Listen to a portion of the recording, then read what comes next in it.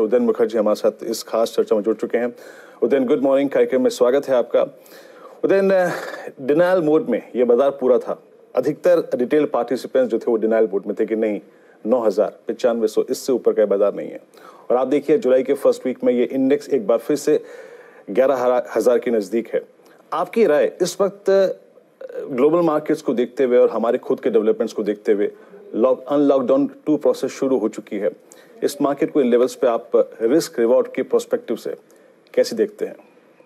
देखिए, मार्केट ने सबको सरप्राइज कर दिया है ये स्ट्रेंथ और मोमेंटम से। मैं भी वो कैंप में था जो मुझे लगा था कि ये मार्केट 9,500 के बहुत ज़्यादा ऊपर नहीं जाएगा, लेकिन मार्केट ऊपर चलता गया और अभी 11,000 के आसपास पहुंच रहा है। प्राइस एक्शन स्क्रीन का तो पूरा बुल मार्केट जैसा हो गया है और यही आश्चर्य की बात है क्योंकि मार्च के एंड में हम जो स्क्रीन देख रहे थे वो पूरा बेयर मार्केट पे स्क्रीन था और उसके बाद जो रैली शुरू हुआ वो देख के लग रहा था कि ये बेयर मार्केट रैली है और अभी स्क्रीन देखेंगे तो पूरा लग रहा है ये बुल मार्केट का स्क्रीन है। लेकिन अभी भी अर्निंग्स का पिक्चर उतना साफ नहीं है। मार्केट ग्लोबली एक बुल मार्केट चालू है। यूएस मार्केट पे आप देख लीजिए, उसमें कोई संदेह नहीं हो सकता कि वो एक बुल मार्केट स्क्रीन है। नैस्डैक तो ऑल टाइम हाइस पे ट्रेड कर रहा है और ये सारे मार्केट्स के चलते हुए इंडिया भी बुल मार्केट में शामिल हो गया है लग रहा है। तो अभी निवेशकों को पार्टिसिपेट करने के सिवा और कोई चारा नहीं है क्योंकि आप बैठ के डिनायल मोड में पार्टिसिपेट नहीं करूंगा क्योंकि अर्निंग्स खराब होगा, जीडीपी नीचे जाएगा, ऐसे आप एक बहुत बड़ा अपॉर्चुनिटी गवा दोगे। तो पार्टिसिपेट तो आपको करना ही पड़ेगा ऐसे मार्केट में। लेकिन मैं कहूंगा कि अभी सारे ट्रेडर्स और इन्वेस्टर्स को थोड़ा निम्बल रहना चाहिए, थोड़ा अलर्ट रहना चाहिए क्योंकि आजकल प्राइस एक्शन बहुत स्ट्रांग होता है, जैसे मार्च में हमने देखा था और अभी देख रहे हैं ऑपोजिट एंड में, और वो बहुत जल्दी पलट जाता है। तो अभी भी हेल्थ केयर और इकोनॉमिक डायरेक्शन हमें बिल्कुल साफ से पता नहीं है, लेकिन प्राइस एक्शन बहुत स्ट्रांग है और लिक्विडिटी बहुत स्ट्रांग है। तो मैं ये नहीं कह रहा हूँ कि ये मार्केट में पार्टिसिपेशन जरूरी नहीं है, पार्टिसिपेट कीजिए लेकिन थोड़ा अलर्ट रहिए, थोड़ा निम्बल रहिए, कंप्लेसेंट मत बच जाइए क्योंकि ये मार्केट में प्राइस एक्शन बहुत जल्दी बदल सकता है। नियर टर्म के लिए मार्केट अपने 200 डे मूविंग एवरेज 10,900 के आसपास टेस्ट करने के लिए पूरा तैयार है लग रहा है। ठीक बात है। अब तो ये वो बाजार है देखिए जो सबको पीछे छोड़कर भागता हुआ आपको नजर आ रहा है। उदयन सर, जो लोग अभी रैली में पार्टिसिपेट नहीं कर पाए उनको अगर अभी पार्टिसिपेट करना है तो कौन से स्टॉक से, कौन से सेक्टर से करना चाहिए? देखिए, ये बड़ा डिफिकल्ट क्वेश्चन है क्योंकि अभी अगर आपने बिल्कुल पार्टिसिपेट नहीं किया है, एक 40% रैली के बाद आप मार्केट में घुसोगे और किस सेक्टर में घुसोगे ये बताना काफी मुश्किल है। लेकिन मार्केट का प्राइस एक्शन देख के एक चीज तो लग रहा है कि अगर मार्केट में करेक्शन आता भी है तो आउट परफॉर्मेंस वही सेक्टर में होगा शायद जो सेक्टर्स में अभी तक लीडरशिप दिखाया है। जैसे आपने देखा टेलीकॉम ये सेक्टर्स ये मार्केट में आउट परफॉर्मेंस दिखा रहा था जबकि मार्केट का रैली शुरू हुआ था, बिल्कुल शुरू हुआ था, सारे सेक्टर्स पार्टिसिपेट नहीं कर रहा था। तो मुझे लग रहा है टेलीकॉम ऐसा एक सेक्टर होगा और टेलीकॉम से जुड़े हुए मिड कैप्स जो है वो एक सेक्टर होगा जो अगर करेक्शन आता भी है तो उसमें आउट परफॉर्म करने का चांस ज्यादा है। केमिकल्स और फार्मास्यूटिकल्स की बात हमने पहले कर चुके हैं, वो सेक्टर्स में भी आप डिप्स में खरीद सकते हो। लेकिन एक चीज है हेमंत, ये लोग जो करेक्शन में खरीदने के लिए बैठे हैं, मार्केट शायद ऐसे माहौल पे करेक्शन नहीं देता है जब बहुत लोग ये करेक्शन खरीदने के लिए बैठे हैं। आप देखेंगे जब लोग रोते हैं करेक्शन के लिए तब करेक्शन कभी आता नहीं है। तो अभी शायद वही एक फेज चल रहा है मार्केट का कि सब लोग जो मिस कर चुके हैं या कुछ हद तक मिस कर चुके हैं मार्केट को, वो शायद इसी माहौल पे वेट करे कि कब एक इवन 500-600 पॉइंट का करेक्शन आ जाए निफ्टी में और मैं घुस सकता हूँ। और वही एंट्री पॉइंट मार्केट नहीं दे रहा है ये लोगों को जो पहले घुस नहीं पाए। तो अभी लास्ट फ्यू डेज में एक इंपॉर्टेंट ट्रेंड हम देख रहे थे कि जो हाई क्वालिटी एक्सपेंसिव स्टॉक्स है आपके एशियन पेंट्स, नेस्ले टाइप का, वो अंडर परफॉर्म कर रहा था और मार्केट ब्रॉडन कर रहा है। मिड कैप और स्मॉल कैप में ज्यादा रैली, जो पहले पार्टिसिपेट नहीं किया था उसमें ज्यादा मार्केट जा रहा था। और आज तो बैंक निफ्टी भी शामिल हो गया क्योंकि पिछले 4-5 दिन में बैंक निफ्टी अंडर परफॉर्म कर रहा था। आज बैंक्स में भी एचडीएफसी बैंक ने लीडरशिप दिखाया। तो ये बताना मुश्किल होगा। एकदम शॉर्ट टर्म ट्रेडर को शायद फाइनेंशियल्स को देखना चाहिए, क्योंकि वो 4-5 दिन के अंडर परफॉर्मेंस के बाद जुड़ चुके हैं रैली में। और थोड़ा मीडियम टर्म इन्वेस्टर्स को शायद वो केमिकल्स, फार्मा, टेलीकॉम ऐसे सेक्टर्स पे फोकस करना चाहिए। बिल्कुल सही बात है सर। अच्छा, एक बात और उज्जैन सर, क्योंकि ये रैली अब और ब्रॉड बेस हो रही है, रिलायंस से शुरू हुई, बैंक्स भी अब इसमें पार्टिसिपेट कर रहे हैं। सब लोग ये पूछना चाहते हैं, कई मिड कैप्स निचले स्तरों से डबल हो चुके हैं, क्या मिड कैप्स में, क्वालिटी मिड कैप्स में जहां पर अच्छी खबरें आ रही हैं उनको खरीदना चाहिए? और आपके फेवरेट्स कौन से होंगे? मुझे याद है आपने लॉकडाउन के समय में भी जितने इंटरव्यू दिए, आप केमिकल स्टॉक्स पर बहुत बुलिश थे और उन्होंने पैसा बनाकर दिया भी दर्शकों को। आपके फेवरेट्स कौन से होंगे इस समय? एक्चुअली फ्रैंकली हेमंत, में स्क्रीन देख के अभी ये लग रहा है पिछले कुछ दिनों में कि आप मार्केट के रैली अभी क्वालिटी से निकल गया है। मैं हमेशा आपको पिछले कुछ महीनों में बताते जा रहा हूँ कि क्वालिटी पे फोकस रखना चाहिए, लेकिन ये जो रैली अभी शुरू हो रहा है इसमें मुझे लग रहा है टिपिकल रिटेल जैसा रैली लग रहा है, जहाँ पे क्वालिटी पे फोकस उतना नहीं है। आप देखिए जो पिटे हुए स्टॉक्स है, जो सिंटेक्स जैसा जो 70% गिर गया था अपने टॉप से, उसमें रैली आ रहा है। इंडिया बुल्स हाउसिंग फाइनेंस में रैली आ रहा है। ऐसे कितने स्टॉक्स है जिसका जिक्र मैं कर सकता हूँ, जहाँ पे मैं रुचि सोया तक नहीं जाना नहीं चाहता हूँ, क्योंकि वो तो एक दूसरे टाइप का नमूना हो जाएगा। लेकिन आलोक इंडस्ट्रीज, ये कितने सारे, इसको तो क्वालिटी नहीं मान सकते, लेकिन इसमें रैली सबसे ज्यादा है। 80%, 100% सर्किट लगा रहे एक के बाद एक। सो मैं कहूंगा, अगर आप ट्रेडर हो और आप पार्टिसिपेट करना चाहते हो, तो अभी वो माहौल नहीं रहा है मार्केट में जहां पे आप क्वालिटी पे फोकस करके बहुत ज्यादा पैसा बनाओगे। अभी आपको मोमेंटम खेलना पड़ेगा, क्योंकि स्क्रीन ही मोमेंटम स्क्रीन बन चुका है अभी।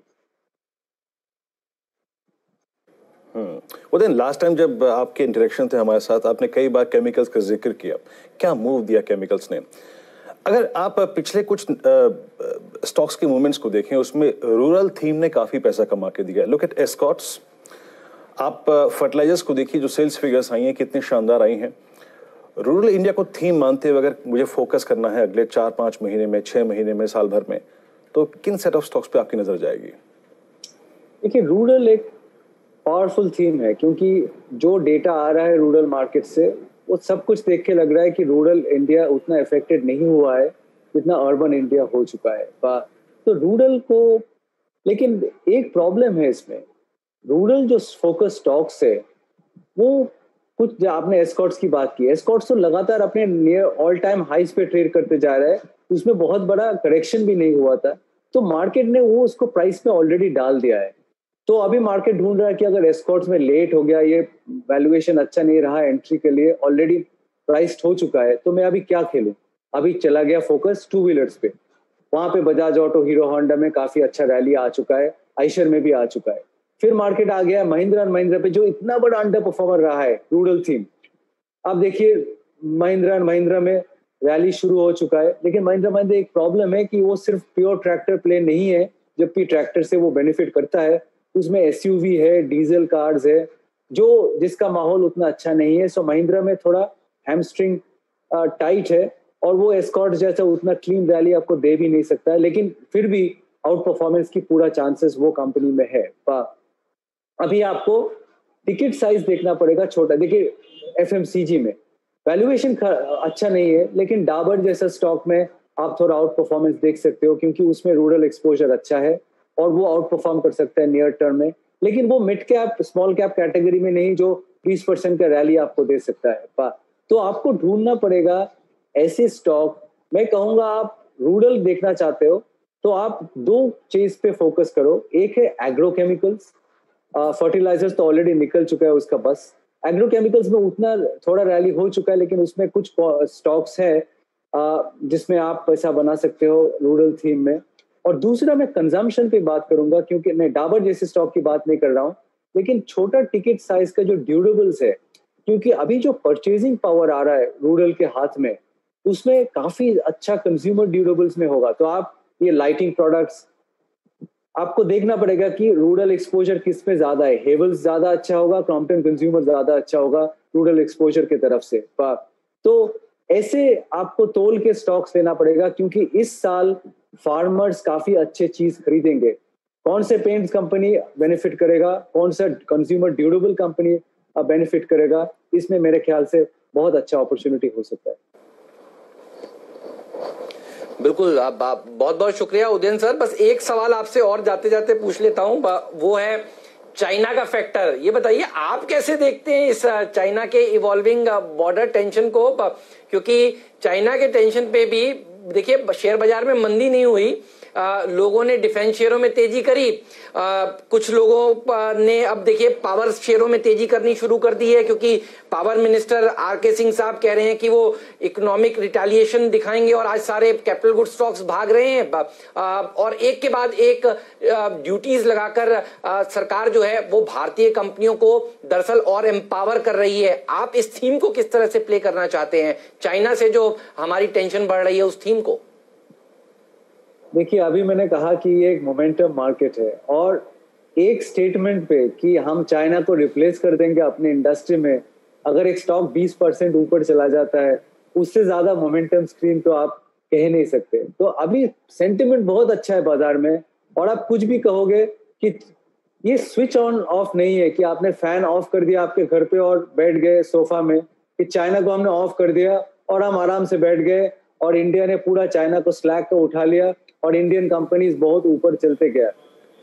मार्केट ये भी नहीं पूछ रहे कि अगर चाइना का इंपोर्ट्स हम बंद कर देते हैं, कौन से कंपनीज को भारी चोट लगेगा। ये जो इंपोर्ट ड्यूटी देके आप प्रोटेक्शन दोगे बात कर रहे हो, ये जो चाइनीज चीज आज इंडियन कंपनीज खरीदते हैं वो किसी लिए खरीदते हैं? ऐसा नहीं कि वो चाइना से बहुत ज्यादा मोहब्बत है उसको, क्योंकि उसका प्राइस अच्छा है, परफॉर्मेंस अच्छा है, उसको आप निकाल दोगे और BHEL को बोल दोगे वो बनाने के लिए, तो ये जो कंज्यूमर जो खरीदता है BHEL से सामान, इसका क्या होगा? क्या वो जो हायर प्राइसेस पे खरीदेंगे उस पे उसका अर्निंग्स का कोई फर्क नहीं पड़ेगा? क्या वो स्टॉक 20% डाउन है आज? तो ये सारे क्वेश्चन कोई कभी और डिस्कस करेंगे। आज पॉजिटिव सेंटिमेंट का माहौल है सर। आज आप लोगों को कुछ भी बोलोगे कि अच्छा अरे डिफेंस ले में कुछ प्रॉब्लम लग रहा है, एक सर्किट डिफेंस स्टॉक पे लग जाएगा कि कल से युद्ध होगा, कल से युद्ध होगा तो मार्केट ठीक है, मार्केट गिरता नहीं है, लेकिन डिफेंस स्टॉक्स फिर भी 20% ऊपर है। तो अभी क्वेश्चन पूछने का माहौल नहीं है। बहुत महीनों के बाद एक तेजी जैसा स्क्रीन बना है, उसका भी टाइम आता है, और अभी वो टाइम आ गया, और अभी लोग मजे का टाइम मजे ले रहे हैं, और अभी वो मोमेंटम मार्केट को आपको क्वेश्चंस नहीं पूछना चाहिए। अगर आप पार्टिसिपेट करने का आपका जिगर है तो पार्टिसिपेट कीजिए, नहीं तो साइड में चुप बैठ जाइए। बिल्कुल, तो पार्टिसिपेशन करने का जिगर है तो पार्टिसिपेट करिए, स्क्रीन हरी है। शुक्रिया उदयन सर आज समय निकालने के लिए, सुबह सुबह हमारे साथ चर्चा में शामिल होने के लिए। और बात बिल्कुल सही कह रहे हैं उदयन सर। देखिए इस समय लोग सवाल नहीं पूछ रहे हैं, इस समय जो शेयर भाग रहा है उसको पकड़ रहे हैं। BGR दिखाइए।